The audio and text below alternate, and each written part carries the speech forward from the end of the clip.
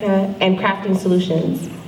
The rare combination of his life experiences has given him authority to make the recommendations he does in his books to help Black America become self-sufficient and competitive. And he has devoted his life to doing just that.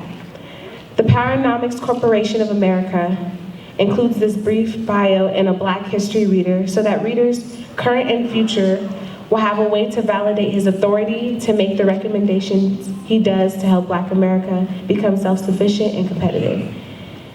It is this background and his independent research that is the basis and foundation from which he has written 5 books and developed the strategies he offers to Black America.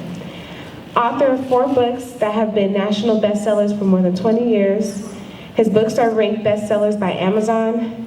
He is the president of Powernomics Corporation of America, the company that publishes his books. And he is a Black History Reader. A Black History Reader. His 5th book was released in September 2017 to wide acclaim and strong sales. So without further ado, if we could all stand, please, and welcome Dr. Claud Anderson to the stage.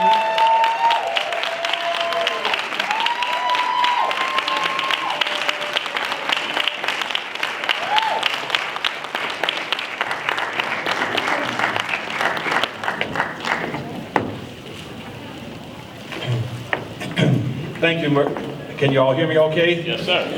Thank you very much for that much appreciated applause and that introduction. And let me say good evening to you both individually and collectively. And again, I deeply appreciate you all inviting me to be here to be your keynote speaker. And in many ways, it symbolizes, and it's ironic that it indicates my beginning in fighting for Black folk. Right here in California. When I first came here back as a young man and got stationed out at El Toro, California Marine Air Base. And one of my primary responsibilities was teaching and preparing my pilots how to survive in combat and on desert islands and crash landings and everything, and even they were prisoners of war. And I always felt that compassion. Later on, I wound up getting 6 college degrees to follow up on that. And what I did then, the first thing I did was try education. That's why you all mean a lot to me as students here, the Black Student Union. Because after I got my degrees in education, first thing I did, I started teaching schools, from the elementary schools through high schools.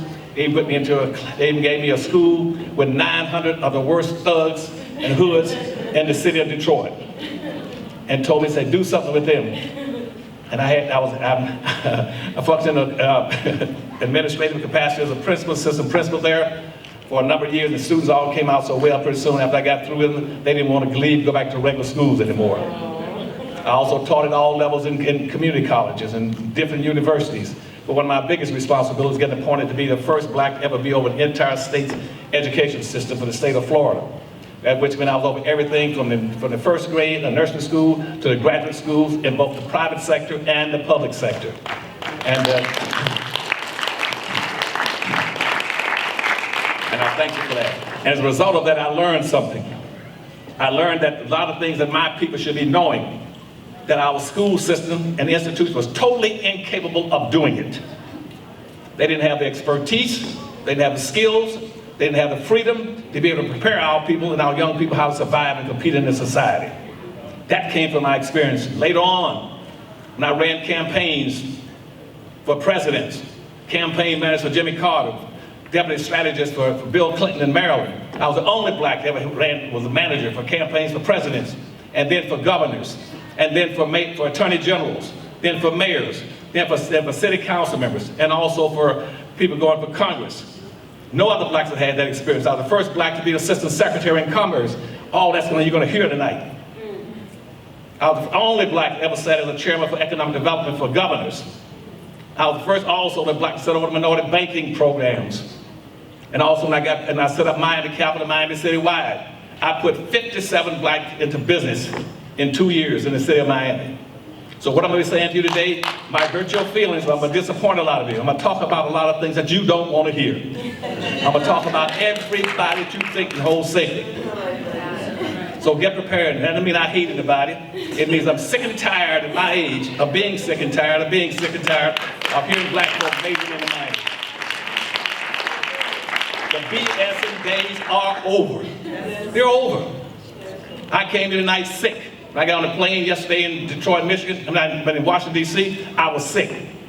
That's why my son is with me. I didn't feel well. I said, I'm going to Long Beach, even sick. I don't feel that well. But I'm coming here because I'm halfway curse half of you out. You get upset, tough. You're going to hear from it tonight. And you're going to learn something. And I'm going to see one thing I don't do. I do not major in the minors. I don't dig into minutiae. I don't mess with symbolic, ceremonial issues. I stay away from all that stuff. I do not indulge in horizontal issues. Horizontal issues mean anything that applies to anybody around the world. I don't care. I don't get engaged in it. I'm only dealing with vertical issues. And vertical is why? Because, you see, racism is a vertical issue. Everything on earth that's of importance is vertically ordered. Please understand that and quit playing the games. Everything of importance is vertically aligned. If you start talking about topography on the earth, it goes from the high, from the mountains to the valleys low. If you talk about religion, it's going to go from God up high to the devil below. If you talk about economics, it's going to go from the rich to the trickle down at the bottom. Everything's about vertical. Quit getting engaged in all these symbolic issues. Now, what I mean by vertical, by horizontal means anything that applies to everybody. And anybody around the world is engaging in it. Don't waste your time if you don't have to. If you do engage in it, please learn how to prioritize your self-interest. Put your self-interest and your people's interest above anything else that's horizontal. Now, what I mean by horizontal, gender is a horizontal issue. You got people of different genders all around the world. Why in the world would you be getting involved in gender issues? It has nothing in the world to do with black people. Well, Dr. Ellis, how about politics? You got politics with Democratic Party, Republican Party. Those are horizontal issues. You got political parties all around the world. Well, what about let's see, how about religion? Religion is a horizontal issue. I got religious groups all around the world, any kind you can think of. Those are horizontal issues. And so no, the issues are vertical. Anything that's horizontal is this way. If somebody puts you in something horizontal, like a ditch, and it runs around the world, you can walk around that ditch until hell comes to heaven. It doesn't make any difference. You'll never get out of a ditch. Only way you can get out of a ditch is to go vertical. You hear people talking about bouncing your money, that the gentleman has talked about. When you bounce your money, the ball does not bounce horizontally, it bounces up. Everything is vertical. So the days I get into it again, I'm glad you asked me to come out here. You asked me to talk about We Rise. And my question brought back, we rise from what? What are you talking about? We rise, what the hell is that? Start to get specific and come, so homie, don't play that. You better tell me what the hell you're rising from.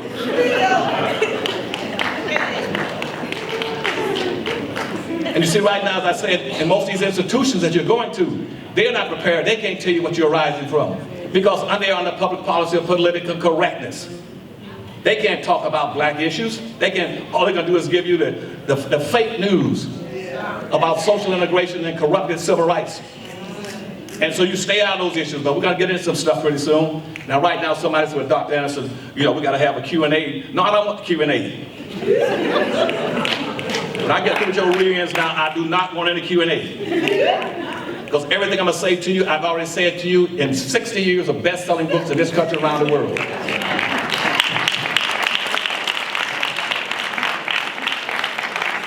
My last book was out on the stand right now called The Black History Reader. 101 questions you never thought to ask. So don't ask me about it, Dr. You're going to take some questions. Hell, what are you going to ask me that I don't know? And you should be knowing. You read the books. Start off right now, but I haven't got into my lecture yet now. Please prove that Malcolm X was wrong. He says, if you want to keep something a secret, put it in a book, a black person never find it. I disagree. My people will read if you give them the proper motivation and incentive to do it. And that's what we're going to talk about tonight. I'm going to talk about what we need to do in our society. And we're going to start off by saying this, that if you want, what you need to hear tonight is the truth. You're entitled to the truth. And you've never heard the truth the way I'm going to give it to you tonight. And so you can take notes, anything you want, but you've never heard the truth, but you deserve it. And you're going to get it. And we're going to talk about it in a way that I'm going to be going about 200 miles an hour talking to you. And so when you say rise up, you better don't rise up and walk, you better rise up and run to keep up with me. Because we're going to be talking about the issues now. And the first thing we're going to talk about is what's going on in politics. And if you stay engaged in the ceremonies, you never know. What does Donald Trump mean when he says, making America great again? You don't know, because nobody teaches you what he means when he says that. What does it mean right now, before I get into my lecture? When I hear reading the paper about Harvard University, the Asians are demanding that they eliminate racial mission quotas from Harvard University. The same thing that the Jews did in 1968. Get rid of anything relating to race. What does that mean? What does that mean when you have a major campaign, mid-elections, and not one black elected official, not one black civil rights leader, not one major minister stood up and say, what about black people and their impact? When they start talking about immigration, the DACA Act, where are the blacks in this country that says they understand Newton's third law of motion, which says for every action there must be an equal and reverse action? If you're going to bring in 30 or 40 million immigrants, it cannot come in without creating a negative. I have yet to ever hear anybody since in the last century say, for every immigrant who comes to the country, it's going to hurt somebody, and it's hurting black people. That is illegal and constitutional, and I'm going to talk about that.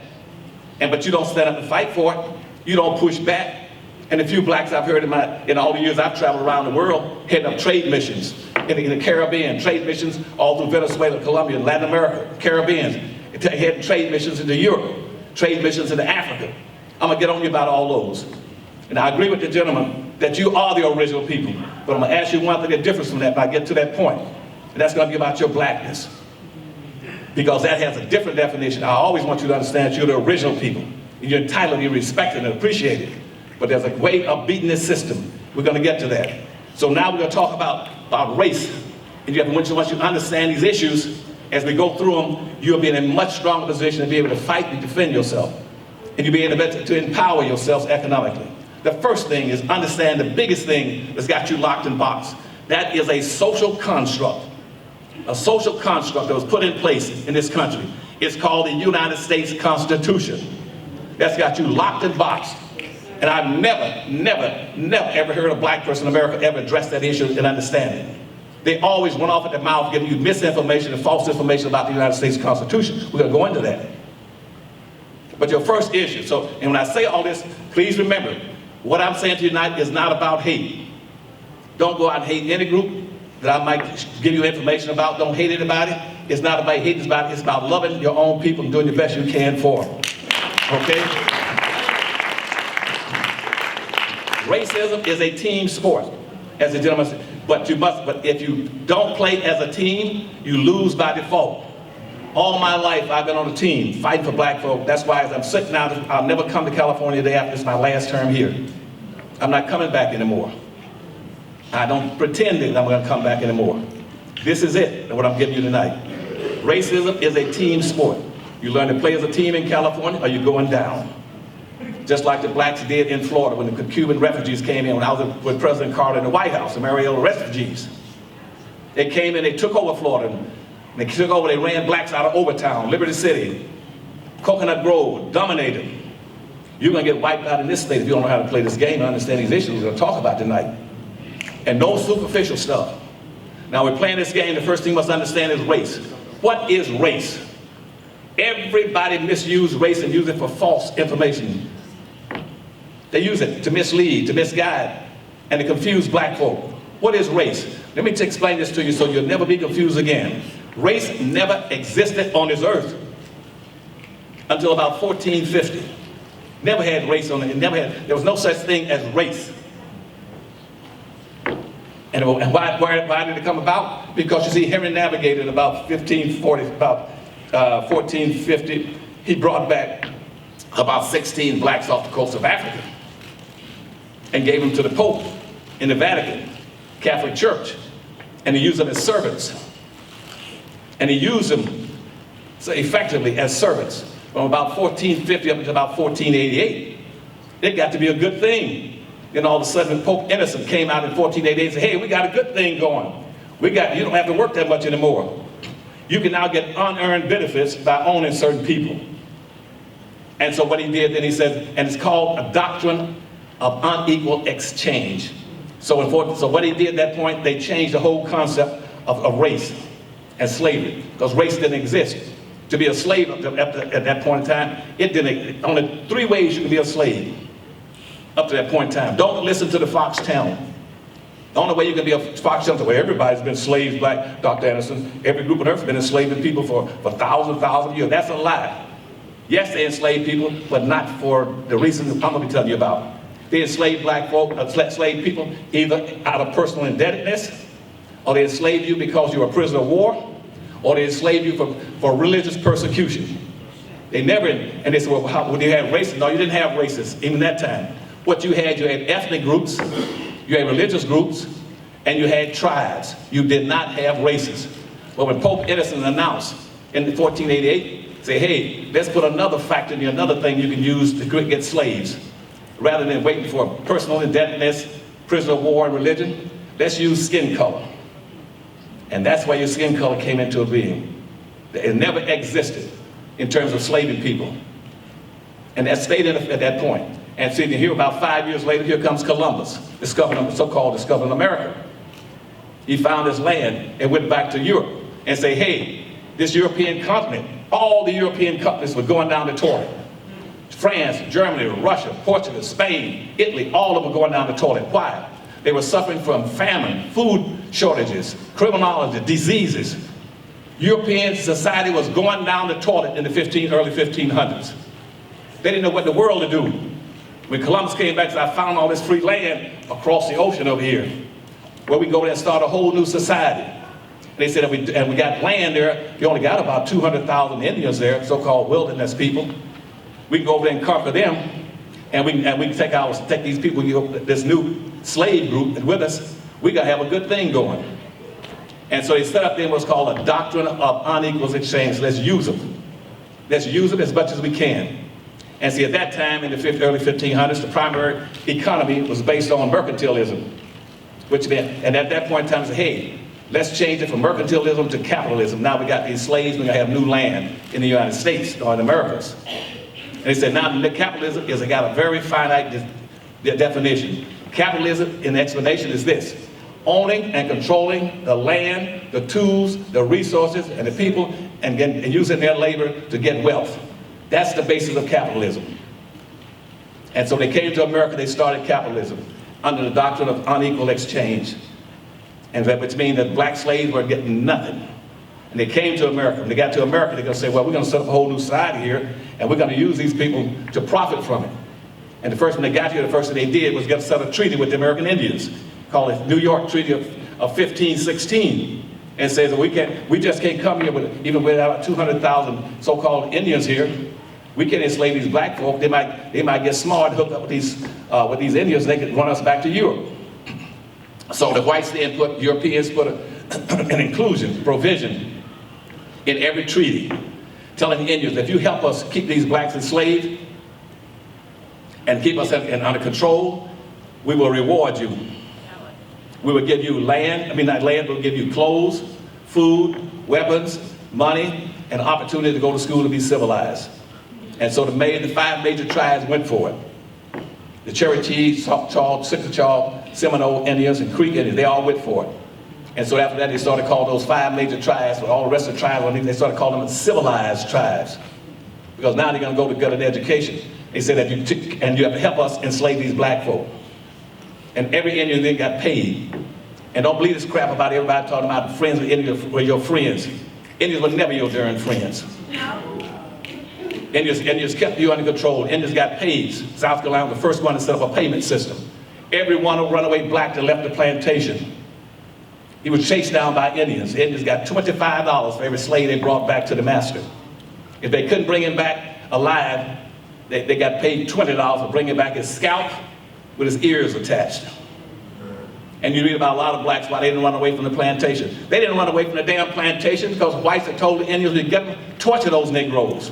and bring back the scalps. And blacks were scared to death of leaving the plantation because the Indians were out there waiting for them. And I always see all these movies about somehow Indians were black folk free. No, they weren't. And then later on, I'm going to jump ahead for a second. And all those tribes, when the Civil War came, all those 5 tribes signed agreements with the South to maintain slavery in this country. They signed a Southern agreement to fight to maintain slavery. That's why after the Civil War ended in 1865, it took another year or so before the Indians would even start. They were holding prisoners too. The Choctaw and Chickasaw were still holding 12,000, 16,000 blacks 2 years after the Civil War ended. And the government had to go in and make the Indians release those people, those blacks. And they wrote what's called the 1866 Indian Treaties, which says, and those are very important for you to remember, the 1866 Indian Treaties that were based on some very specific things.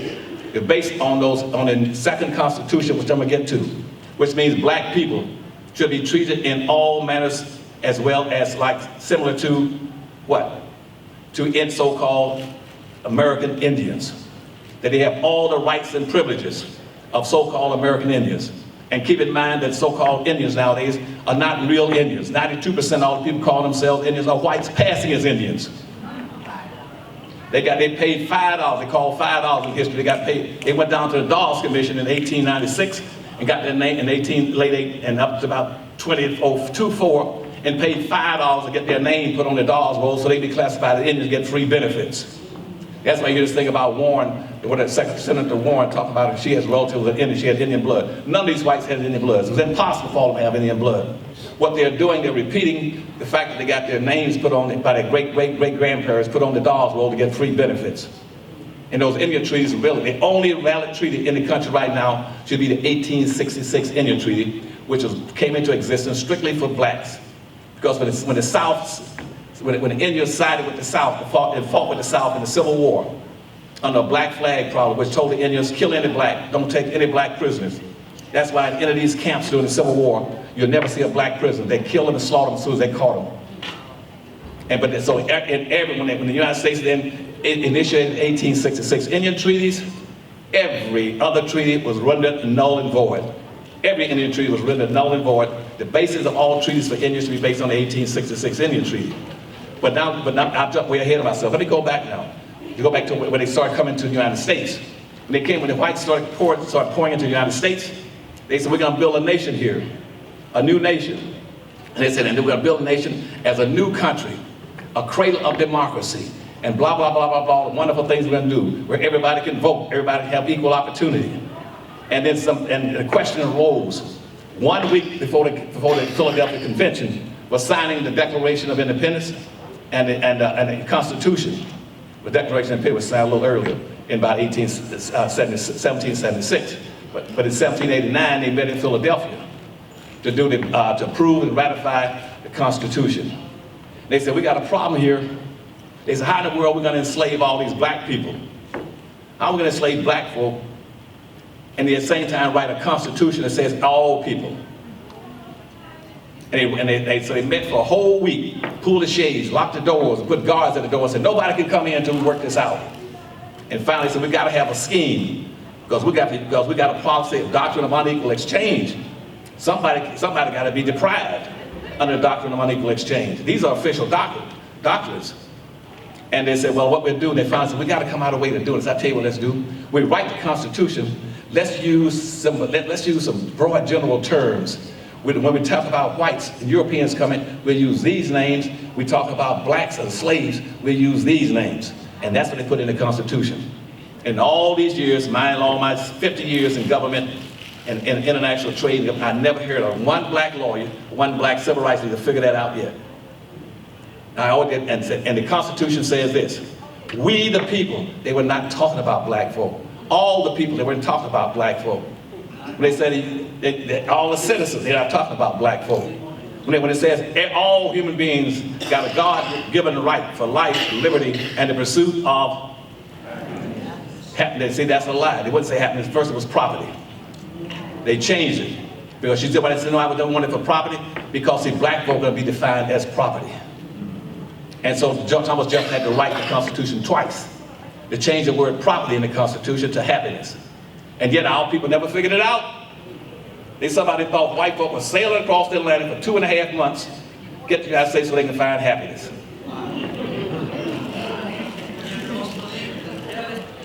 And what they did is, they went for the sham. So they defined blacks in the Constitution by using other names. In the Constitution, when you read the Constitution, it says, those people, those who indebted, those in bondage, that special species of property.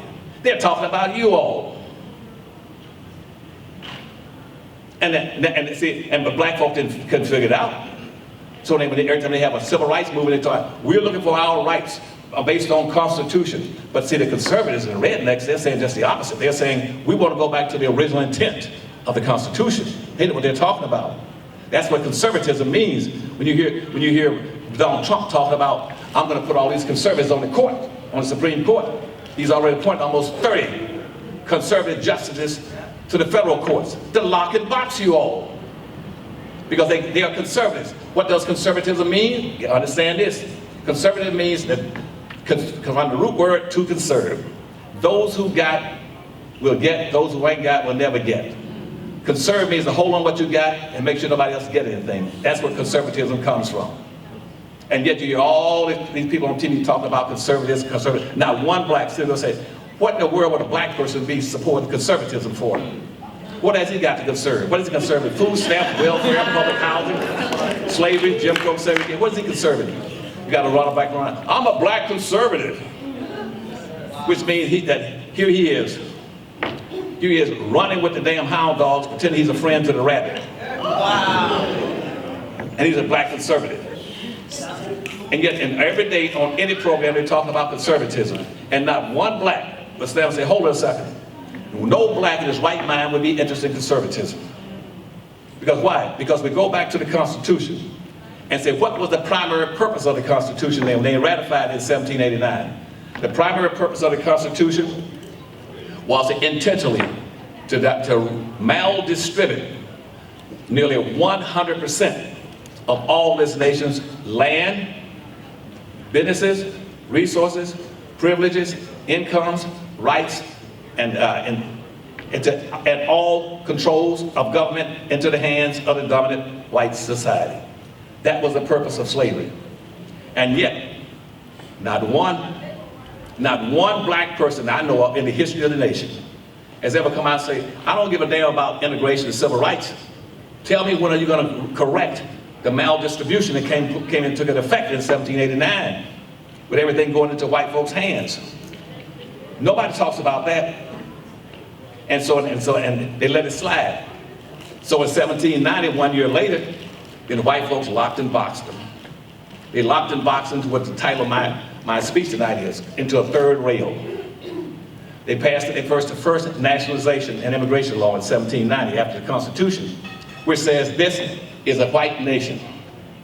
And anybody coming to this nation must be either white or can pass for white. And so what that did, that set up a rail system. You got European whites coming in on a rail, and then anybody who can pass for whites can come in on the second rail.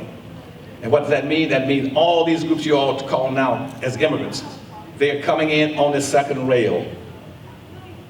That's the rail you got. Because why? Because you see, Hispanics were always classified as whites. That's why Spain, that's why it was called New Spain, all the way down from Mexico.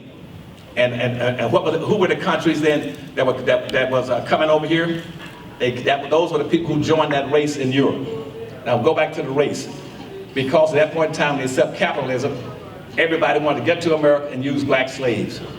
So all the countries got into a race. A race is a what? A race is a contest. A race is a contest. Quit letting people BS you.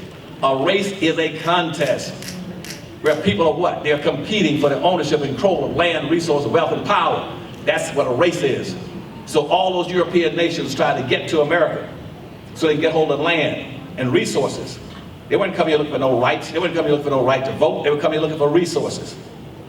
And so that's when the race began. All the European nations came over here. And the race then used black folk to set up the country's constitution. And then the only people denied to be in the race were black folk. And over the course of 300 years, all the resources in America were maldistributed in a way that became a second rail for immigrants coming into the country. So they began to pour into the country. And we had millions pouring into the country because black folk were shut out. You see, because of the race, black folk didn't get anything under the doctrine of unequal exchange. They got nothing. And so by 1859, right before the Civil War, at that time, black folk were slaves. They owned about that much. You had about 280,000 blacks that were free. They had 1/2 of 1% of anything that was of wealth. They had 1/2 of 1% of the wealth in this nation on the eve of the Civil War, like that. The other 99 and 1/2% belonged to the dominant white society. And when they started giving away land and set the Constitution up to start maldistributing all the resources, the first thing George Washington says, I want 100,000 acres of free land. Thomas Jefferson said, I want 100,000 acres of free land. Patrick Henry says that you're going to give them $100,000 of free land. Not only I want you to give me life or give me death, give me 65,000 acres of free land. So he got 65,000. Every white immigrant come to America was entitled to 650 free acres of land. And they started 12 railroads. They gave the railroads 6 miles of free land on both sides of the rails across America. They picked up 24 million acres of free land. And west of the Mississippi River, where you all are dealing with out here, with all these big plantations and fruit planting. And they came out here, and they had that last gold rush in 1880s. They crossed the Mississippi River. They could pick up as much land as they want free as they could in a 24-hour period. And so the Europeans crossing the Mississippi River picked up over 1 million acres of free land in 24 hours. Now, what am I telling you on this now? You see, all the wealth of this nation was into the land. The timber, the gold, the silver, the chrome, the bauxite, the gas, the oil, the minerals is in the soil. That's where it is, the wealth. And see, when black folks start talking about, well, we want 40 acres of mule, they say, under the doctrine of unequal exchange, you get nothing. You will never get the 40 acres of mule, because the doctrine of unequal exchange means we want you to contribute, but you get nothing in return. That's the doctrine of unequal exchange. And so they said, therefore, that's going to be the structure. We will own and control 99 and 1/2%. You blacks will have the 1/2. That stayed true up until the early 1803. In 1803, what happened was that the Marlborough and Madison decision, they set up a Supreme Court, jumped into their battle. Now, to understand this, another point, don't forget this, the Supreme Court is the guardian of racism. Their primary sole purpose primarily was to maintain the racial status quo, to make sure nothing changed based on the Constitution. And right now you say, well, what does that mean? It means that when they set up the United States Supreme Court, the first 57 Supreme Court justices were slaveholders, people. And out of the next 67 they appointed, they were racist whites. So out of 126, you've only had 1.5 blacks out of 126 people on the Supreme Court. And what that tells you, and y'all are missing the point, you cannot get justice so long as the Supreme Court is all white. You go look at right now, what it's telling you, that justice can only be purviewed or given out based on through white eyes. That's why right now you got 5 white men on the Supreme Court and 3 white women and 1/2 a black man.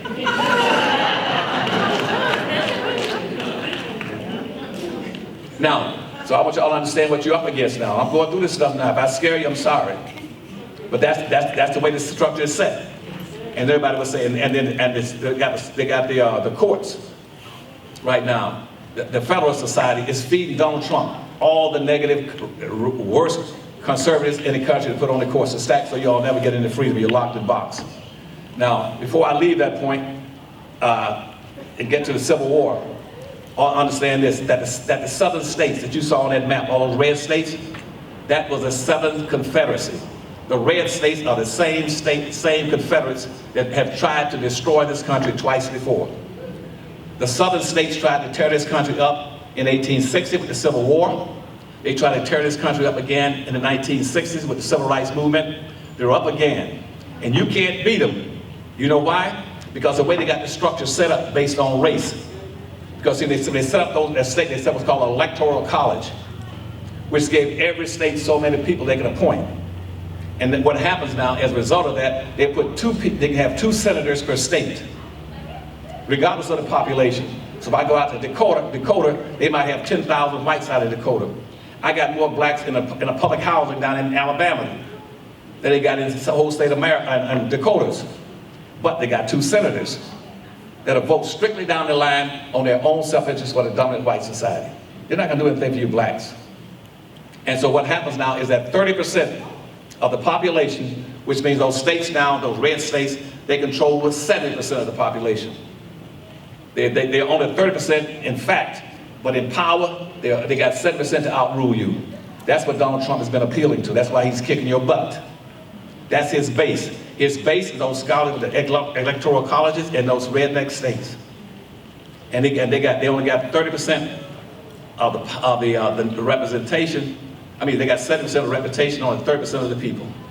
So 30% is out dominating and covering the 70%. Now, so I want you to understand that. So first, let me leave race right quick.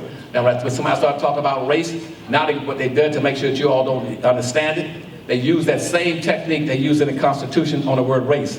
They broaden it so nobody understands what race is. Now they say anybody right now in America constitutes a race. If Hispanics are a race, you're racially profiling Hispanics, you're racially profiling Arabs, you're racially profiling women, you're racially profiling Jews. Those people are all whites. Everybody in this country except black people are in the vertical order. But they broaden that term like they did in the Constitution to confuse you so you won't know the difference between race. Race is a competitive relationship between people who are competing for ownership and control of resources and rights. And you can't get it because they got you locked in box. And everybody time you hear me, you want to worry about this racism. And they say, well, if you black folk push back against it, you got to be a racist. A black person cannot be a racist. It's impossible. Racism is a group phenomenon and it's based on power, economic power. There's no black in America that can tell white folks to do anything. You cannot enslave whites, you can't dictate who can go to school, who can get married. You have no power and economic power. So you cannot be a racist. But they're gonna fool you and trick you by saying if you speak up for your people and push back, you're a racist. All a black person can do in America is to react to white racism. That's all you can do is react. But see, now people can't figure it out. So I don't want to say that, Dr. Anderson, because they think I'm a racist. The next thing I need to get covered. Understand the difference between building your own communities. I got black folks telling me, well, Dr. Anderson, if we build our own communities, we're going backwards. We're going to resegregate ourselves, or we're going to integrate. The issue should never be integration versus segregation. The issue should always be aggregation. See, they never ask whites, Asians, Arabs, Hispanics, do you want integration or segregation? They only ask black folk that. You know why? Our people are silly enough to try to answer. Well, you know, I want integration. I don't want no segregation anymore. Lordy, lordy, you know. They don't ask anybody that but black folk. Our people go for it. No, I don't want to go backwards. And so when you ask them to do the civil rights movement, I was telling Martin Luther and the rest of that group, you're going the wrong way. Why are you trying to push for civil rights? Well, that's in our Constitution. It's wrong. Now let me hit that point for you. Let's jump up from 1803 to the Supreme Court up to 1857 with the Supreme Court. A black man went to the Supreme Court in 1857 called Dred Scott. He went there because he thought he was free, because he had moved from from Missouri up to Illinois.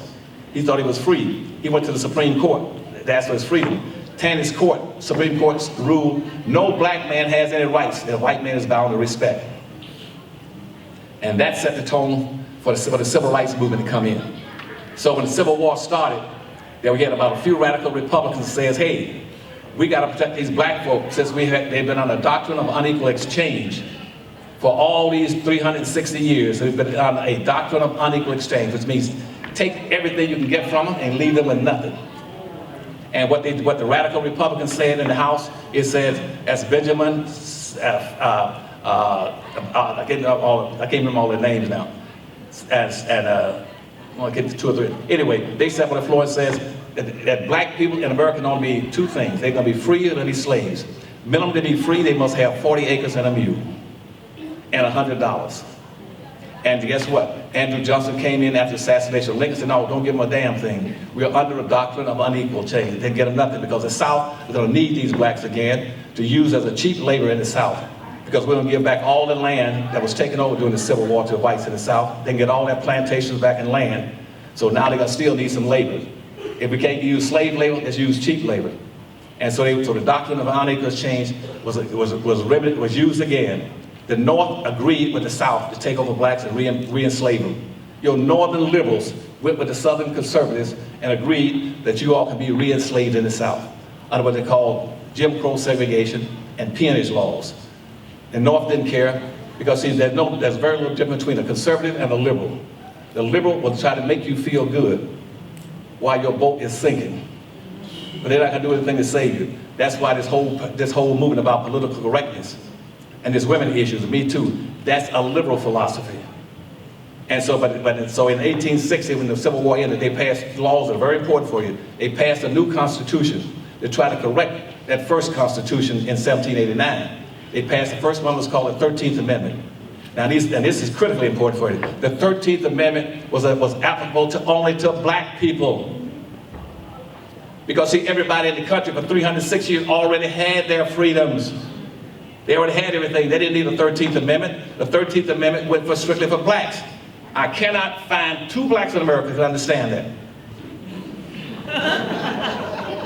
and that's why the law says in the 13th Amendment that it is mandated that the government use all necessary means to make sure that black folk are treated in all manners similar to a white person. That's what it said, the 13th Amendment. The way I just said it, it meant that if you're to be treated in all manners similar to, that means they already had what they got. They already had theirs, so why would you go back and let them use the 13th Amendment? Now, well, here comes the 14th Amendment. They passed the 14th Amendment. The 14th Amendment said every level of government must also exercise all necessary measures to lift the badges and the incidents of slavery off the shoulders of black folk. That's the 14th Amendment. That was written strictly for black people. That's why in the slaughterhouse case in 1872, they explained it again and said that the 14th Amendment is strictly for black folk.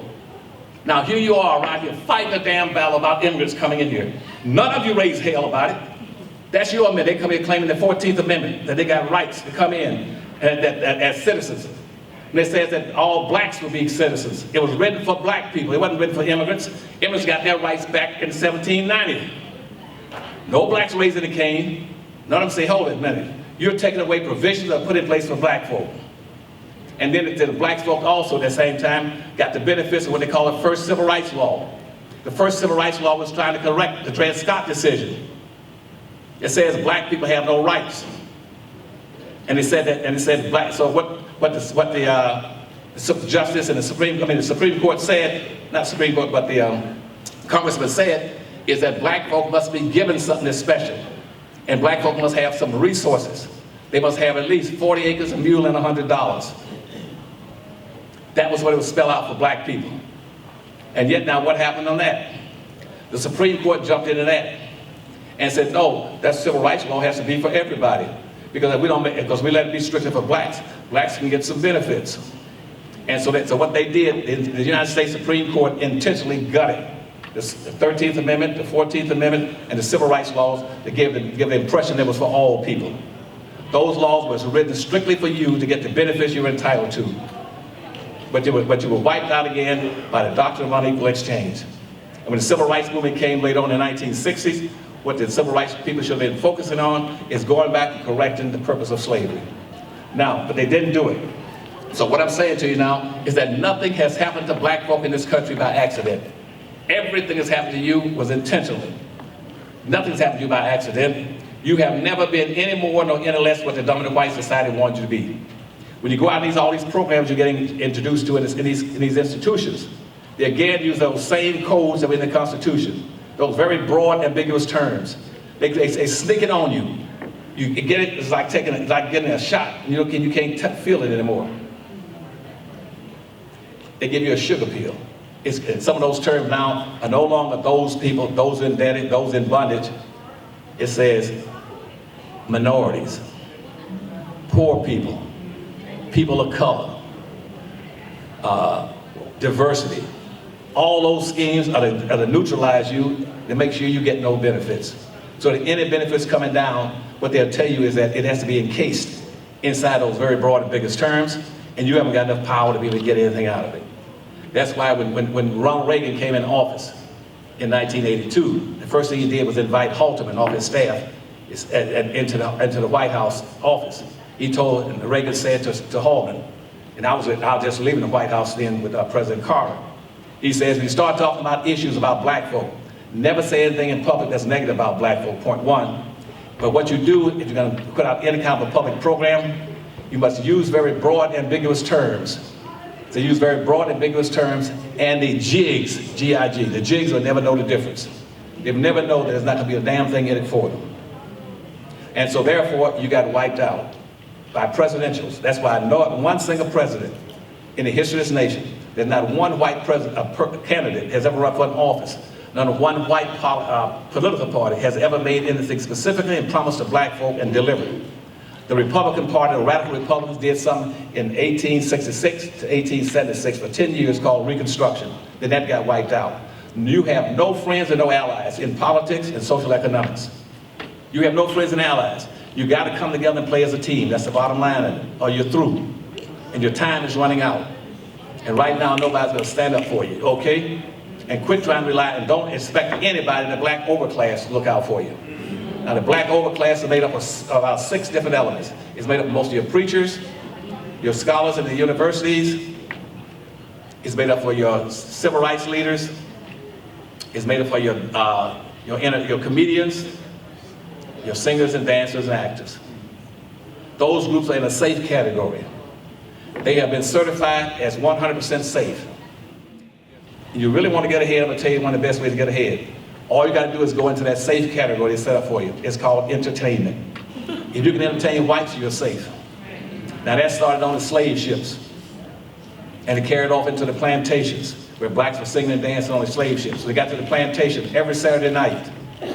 The white slave owner would invite the slaves to come around the mansion, around the plantation, give them lemonade and iced tea, and let them sing and dance. They could play the fiddlers, play the bunnies, do some beat on the drum, clap their hands and feet, dance and sing. Or they can get into athletics. They can have headbutting contests, horseshoe pitching contests, marble shooting contests, wrestling contests. Or they said do anything to be clowns and entertain whites. So that was a safe category. So right now, if you look around and find out for the last 100 years, that any, even more than that now, about 120 or 30 years, that any successful black in America was in the category of being an entertainer. And when white folks want to know what's going on, they would call those individuals and put them up to speak for you all. And say, well, you know, Dr. Anderson, we're going to be lynching and castrating some black folk tomorrow. Why don't you call one of those black comedians? That's what they think about it. So they go call one of the blacks and say, you're a comic. Tell us, what do you think about killing and slaughtering black folk? See, because they picked the non-educational black in a sense they know they're not going to violate the code of identifying with or doing anything for black folk. That's why you find them, they want to do something for black folk. They're not going to do it in the United States. They say, well, I'm helping black folk. I'm going to South Africa to set up a school for girls in South Africa.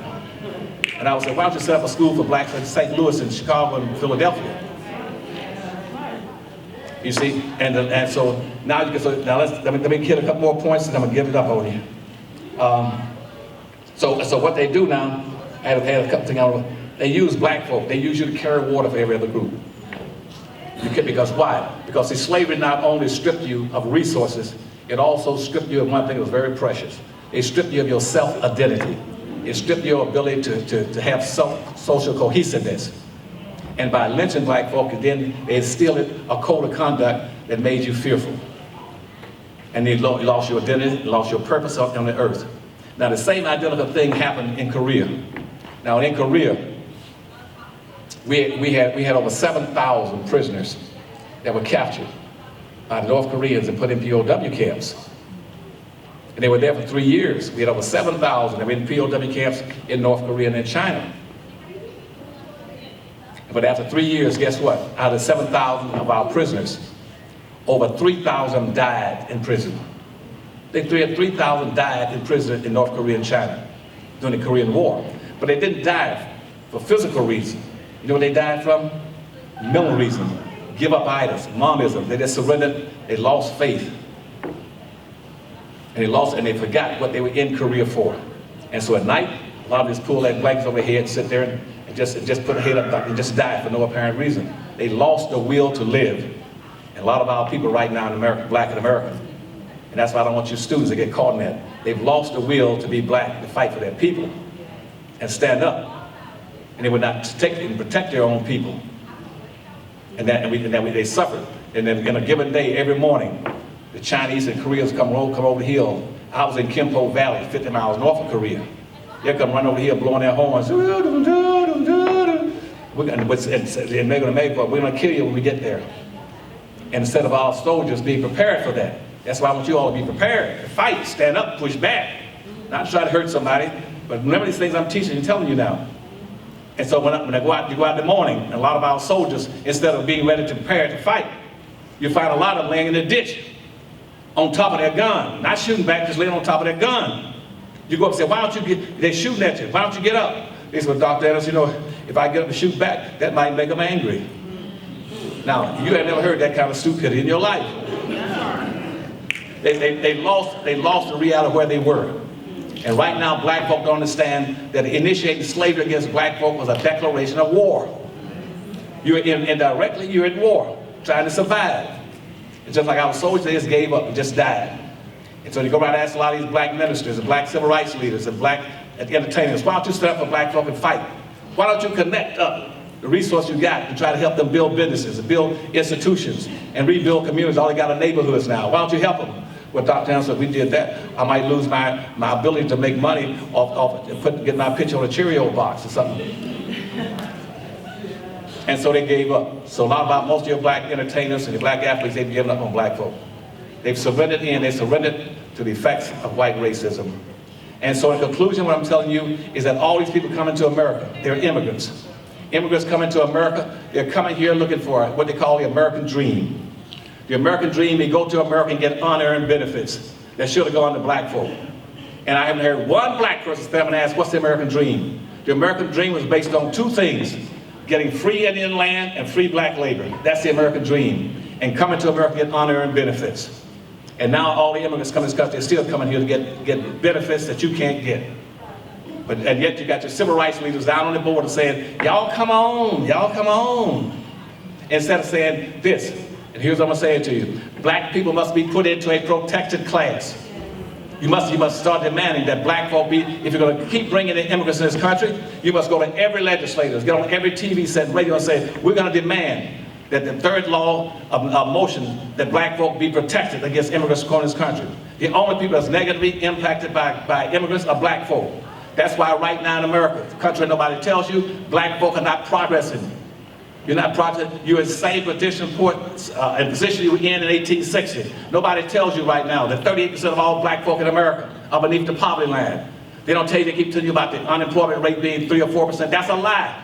The unemployment rate nationally for black folk in 2006 was 35%. And it was 48% in Baltimore, 48% in Detroit, 49% in Pittsburgh, 51% in New York, 87% for black youth. They're lying to you. See, what they tell you, they don't tell you that black folk unemployment is structural. Most of our blacks have given up looking for jobs. And that's the problem. And they don't tell you that that's our biggest problem. We keep majoring in the minors instead of saying, no, you're not talking about black folk. They don't tell you that in this country that 35% of all the black children are beneath the poverty line.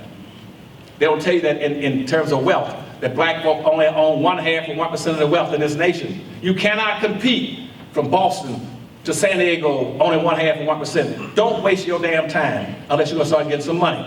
The biggest power in this country is economic power. That's money power, that's it. Not voting. Voting ain't worth a quarter. I'm telling you, I shouldn't say that because I ran through the campaign. Vote is only important if somebody has promised you something and they understand the nature of politics. Politics is a very simple premise. Remember this, politics came into existence as you know it today in the 1500s. What was politics? Policy was based on a very simple premise. It's called quid pro quo, something for something. One hand washes the other. You scratch my back, I scratch yours. You wash my hand, I wash yours. I put you in an elected office, you owe me. And see, everybody makes promises to deliver something to anybody except black folk. Black folk never demand anything from your politicians. You don't demand a damn thing, that's exactly what you get, nothing. You don't ever demand. All you want to do is say, well, Dr. Anderson, I got told by our great leaders that we need to go vote to exercise our right. You don't go to the polls to exercise a damn thing. You want to exercise, you go take out a membership in the damn gym.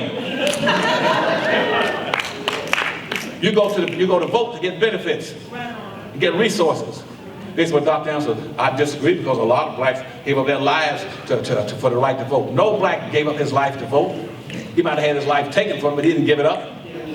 You supposed to go there saying, I'm not going to vote on the power of expressive. I'm not going to vote for anything, anybody, any candidate, any political party, unless they commit and tell me specifically and solely what you're going to do for black folk. Don't tell me about what you're going to do for minorities and poor folk and women and gays and humpbacks and midgets and people that didn't go on toenails and hemorrhoids. You tell me, I don't want to hear that crap anymore. I don't want to say that. Those days are over with black folk in this country. And I'm getting ready to try to initiate an US movement starting the first of the year, called Us Too. Us Too, those are blacks who have been abandoned, obsolete, and put into a third rail system. Now what is a third rail system? If you watch that system I told you between European and whites and immigrants, that's a double rail. We got that and when you talk about an L, a subway system. But off to the right, there's another rail called a third rail. The third rail is where the power is. They keep that covered up because you know what, and they're scared to touch it. And so, in America, black folk are the third rail. They want to keep you all covered up. That's why they would never mention you in a discussion.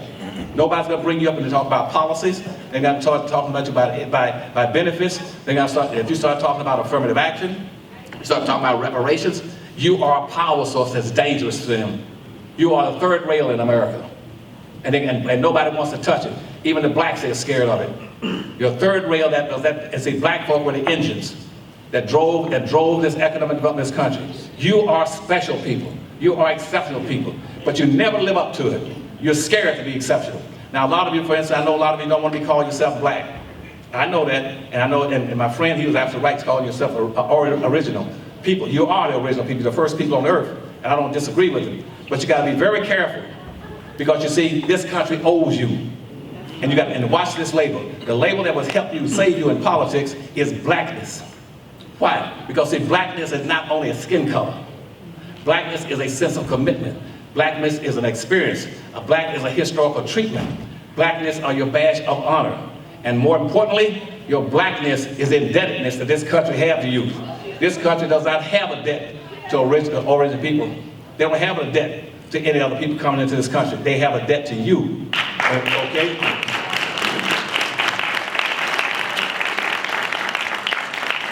I mean that even when I mention the word, like I head up trade missions to Africa, I had 2 or 3 programs to hauling seafoods and stuff into Africa. And say, I love Africa, but I don't want blacks that call themselves African Americans. Why? Because you've got to learn how to play this game. You don't do it right. Play the damn game. You make me angry about that. You cannot be an African American in America. Nobody every human being coming to America is an African American. Everybody says all the human beings migrated out of Africa. Everybody coming to America is an African American. And so consequently, you're not talking about black folk. You get into an ambiguous, broad term again. But see, nobody, and that's why one Palestinian just went to Washington, D.C., over the University of University of Maryland. He wanted to get into the Banneker Scholarship, because it was set up for African Americans. And they denied him the money. He went to the court and sued and won $150,000. He said, I am an African American. Yes, I'm a Pakistani, but I lived in Africa for a while before I came here, so I'm an African American. Now, so I keep telling black folk that the thing that white folk will not steal from you is your blackness. See, they won't steal blackness, they're scared of blackness. They won't steal, they'll steal anything from you to water down the special debtedness and liability this country has to black folk. But see, if you say you're an African American, that won't work. I got Caribbean blacks coming in, I got blacks from Africa coming here, and I got blacks coming from Africa. They think they're better than blacks in America. So the term I use is say, no, you ain't no better than blacks in America. I got native blacks in America that are special people. He said, what do you mean by special? I said, they're the only people in this country that was treated and maltreated. They're the only people that are drug into this country, whipped and beaten and castrated and lynched. They're the only people that denied of humanity. They're the only people that denied the right to have the fruits of their labor. They're the only people that denied the right to vote. They're the only people that denied the right to be in government. They're the only people that denied the right to have an education. They're the only people that denied the right to have a religion. They're the only people that denied to have a family that wasn't broken. They're the oldest people in the nation. They're the only people in this nation that's fought in every war that this country had in the history. They're the only people. No other group can make that declaration. They say that they are equal to black folk. You're the oldest. You're the most patriotic people in the country. Why'd you claim you're not African American? You're black people. And I'm for labor say you're native black people. So that when and get that money for the native blacks, then you support everything you can in Africa. I love Africa and taking trade missions there. But if I use the word African American, I'm telling you, in my years in politics with governors and presidents, you do that, you're stepping your own foot. You can't do that. Because this country tell you right quick, we don't know Africa a damn thing. And what these rednecks will say is that, yeah, as a matter of fact, yeah, we had African chiefs that sent y'all over here. And so, and how you going to hold us responsible for your chiefs? You see what I'm saying to y'all? It's what you say, yeah, we might have some silly ones over there, but I'm talking about these native blacks. They've been here. 99% of all the blacks in America. 99% of all the blacks in America were here before 99% of all the other people arrived. And quit letting people tell you, well, Dr. Anderson, if black folk don't like it, you just need to go back to Africa. No. The rule is those who come last go first. You take your ass back first.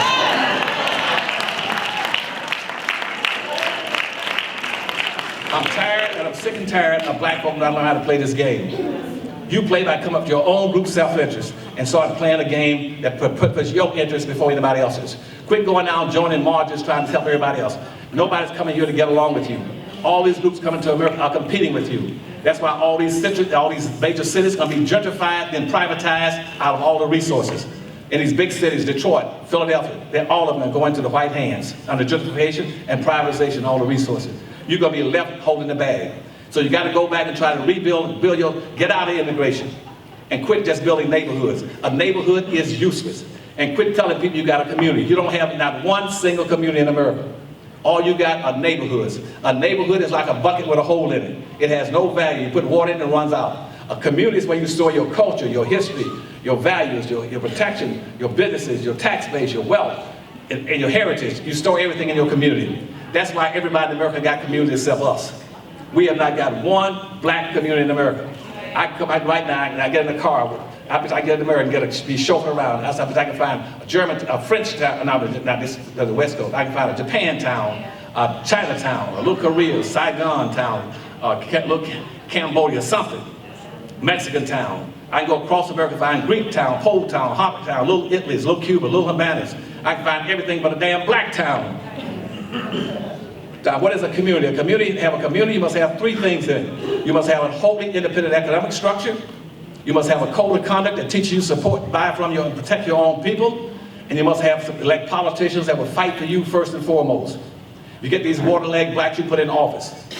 As soon as he gets elected, the first thing I'll tell you, black folk put me in office, but I represent all the people. Y'all need to snatch a knot in his butt right when he says that. You live in a nation of representative government. You're supposed to represent the people that put you in office. When you go into office, first thing they do is make you put your hand on the Bible, saying, I hereby swear and promise that I will protect and serve those who put me in this office. Yeah, but you let them get away with it. You let them get away with it, and they start all these different movements. They have marches, and these symbolic issues. You shoot a black person, we have a march. You run over a black person with a truck, we got a march. You've been marching for 150 years, haven't moved an inch. No more damn marches.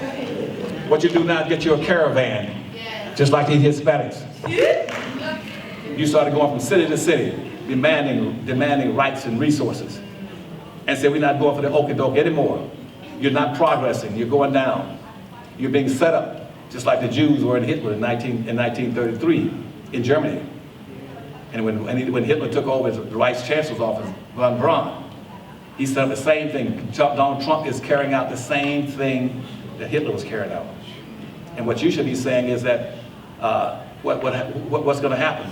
The Jews got exterminated. However, the last people they exterminated were the Jews who were entertainers. They save the Jewish entertainers for last. Your entertainers now are going to be saved for last.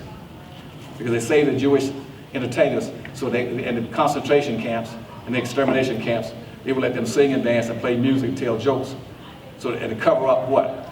The screams and the hollers of those black folk who were being executed, burned alive, and gassed in the furnaces. And that's why they use your entertainers. Go look at any TV show. You're going to find all number of black entertainers on there. Some of them might have 4 or 5 different TV shows. And the book put out by Neil Goldhagen called Hitler's Willing Execution. See, if you see these kind of things occurring, you're being set up. When all of a sudden he says, anytime your people are an out-group, and we are an out-group, we are the official underclass. And underclass means those individuals, by the mere nature of their social, economic conditions, they are predestined to live either as beggars or criminals for the rest of their existence. You're being set up as an underclass. And the last point is that's why right now, you should be asking the question, why is it now everybody's talking about gun control? Gun control came into existence for what? It came into existence to make sure that whites are protected from black slave revolts. That's why it's the Second Amendment in the Constitution. When it went into the Constitution, but nobody talks about this, you have not heard not one single black mouth say this yet about why the Second Amendment, why whites are so dedicated to the Second Amendment. You've got about 367 million rifles and handguns in America. They're all 99.5% in the hands of whites. They own all the weapons, they make all the weapons, the tools, the bullets, the guns. They got all the gun shops, the store shops. They got all the rifle ranges. They own all the weapons. And why are they so hung on the gun control laws and against them and want to maintain it rather? Is because they someplace fear that sometime you blacks might rise up and try to have a slave revolt, not a post-slave revolt, a black revolt. And they try to stay in preparation for you. That's what they're not holding on those guns talking about they want to go hunting or go for the record shooting at targets. They're anticipating you're having a major race riot in America. And you don't have the weapons and tools. And even if you did, you're not see, one of the biggest things you can do if you want to stop, you're going to get whites to give up the guns, just tell them all of a sudden, you say, hey, instead of black folk being against gun control, we black folk, we're going to start being for and against gun control. So that every black in America, we got 44 million blacks, we want every black person, all 44 million, own these 10 guns. Come on.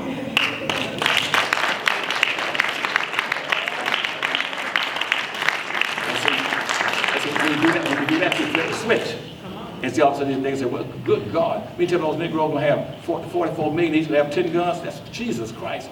And those who are, and since they're a minority, they said not only they want 10 guns each, they want machine guns and submachines. And some of them even want bombs, so they can go walk around with those, protect themselves, because they're a minority, they're a permanent minority. See, if you start to flip the switch, then people start getting wise. But until you do that, right now they're going to do what was set up initially in South Carolina. The first gun controls laws went into South Carolina. They were called plantation police. They got badges, and later on they became what they call patty rollers. Their primary responsibility was to go out and monitor the roads, make sure no blacks were on the roads or escaping from a plantation without credentials and a license to be on the road. And that was the whole purpose of the patty roller. And then every white male in the 1800s, they set up what's called militias. Nowadays you call them National Guards. And every white male between 18 and 45 had to carry a weapon and be prepared to defend the white society against blacks and to defend white businesses. That's the purpose of the Second Amendment. That's what the gun control issue is about. But nobody's going to tell you the things I've told you tonight. They're scared to do it.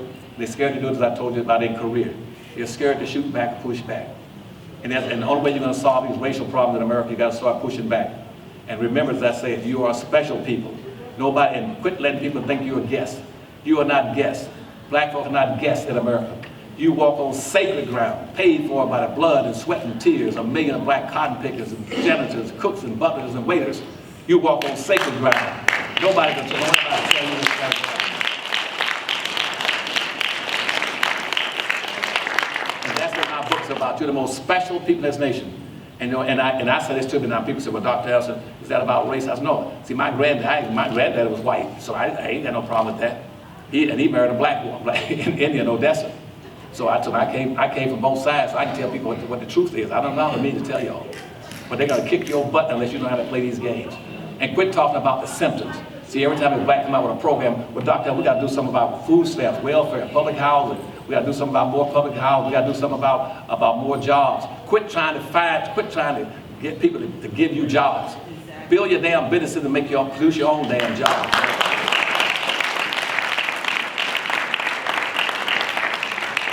White people don't want you to come into their neighborhoods to give you a job. They get jobs, they build it for themselves. That's why the Asians told me, to Dr. Anderson, we ain't never gonna hire no black folk. Because we don't want you in our restaurant. You're gonna find no blacks, no Chinese restaurant. We make jobs for our own people. You say, your people, the only people who run around and always want to beg somebody to give you a damn job. Quit doing it. It's an embarrassment to me after 50, 60 years. I just can't take it anymore. Stand up and say, I'm special. And say, Dr. Anderson said, I'm a native black. My back and my sweat built this damn country. We are special, and I want to be recognized, appreciated, and reparated for being the blackest people and the people that were the engines that drove the economic development of this country, and put your interest first before anybody else's interest. Don't be against anybody, and if you guys and understand what racism is. Racism is a competitive relationship, and these young black people think that somehow racism has to do with who you love and what you like. I said, Dr. we don't have racism anymore. I got white girlfriends and this and that. They don't even know what racism is. And they said also racism is not liking somebody or not doing that. That's not racism. Last point. It goes up a step. Every human being on earth must be able to what? Discriminate, be prejudiced, and be biased, and exercise some bigotry. That is a natural phenomenon. Everybody can do that. You cannot exist, you can't make decisions, you can't have proper judgment if you don't use those means. But neither one of those things have a damn thing to do with racism. Y'all understand what I'm saying to you? I can go into a family right now, at the lowest level, it goes up. I go to the lowest level, which is bias. You go on right now and have a family with 9 kids in the family. Now, that mother and that father will be biased towards 1 or 2 of those kids. Y'all understand what I'm saying? They're gonna say, I got 5, 10 kids, but I'm biased towards this one. That's not racism. You go up to the next level and start talking about discriminating. They said, I got 9 or 10 kids, but this little small one here, I'm gonna discriminate in that one's favor. I'm gonna make sure that one gets to college because they got a good brain, and they're good at this and that. I'm gonna discriminate and pick, this one, this.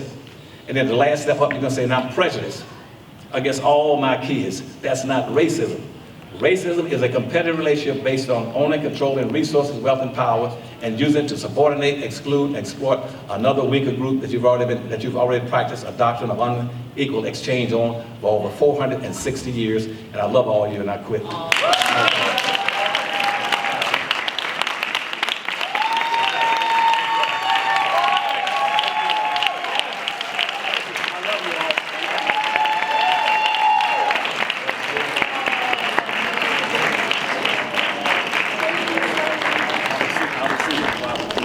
See what a sick man do? He come all the way out here to just raise Cain with you all. So forgive me if I hurt your feelings.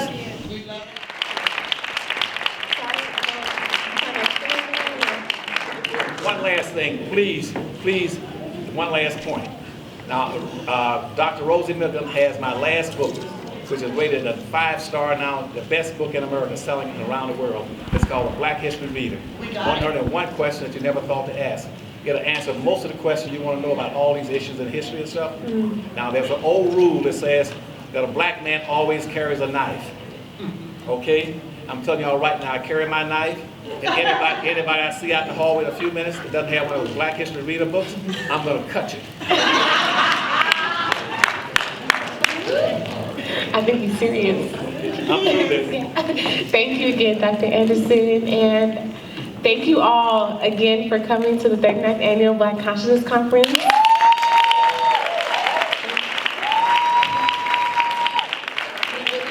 really hope you enjoyed the program, and we hope that you at least took away at least some piece of it and use that again to continue to empower yourselves, and that way that could translate into us empowering each other in our community.